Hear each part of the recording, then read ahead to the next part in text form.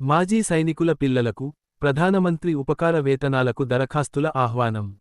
అనంతపురం, ఉమ్మడి జిల్లాలోని మాజీ సైనికులు, వితంతువుల పిల్లలు ప్రధానమంత్రి ఉపకార వేతన పథకం కింద దరఖాస్తు చేసుకోవాలని జిల్లా సైనిక సంక్షేమ అధికారి తిమ్మప్ప తెలిపారు.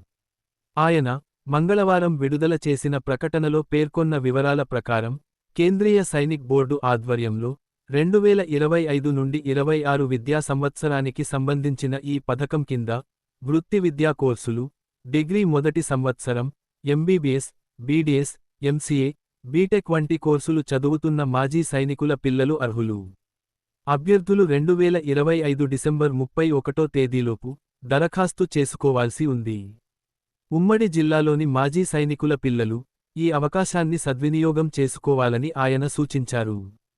మరిన్ని వివరాలకు 0854241146 నంబర్లో సంప్రదించాలని జిల్లా సైనిక సంక్షేమ శాఖ అధికారులు తెలిపారు.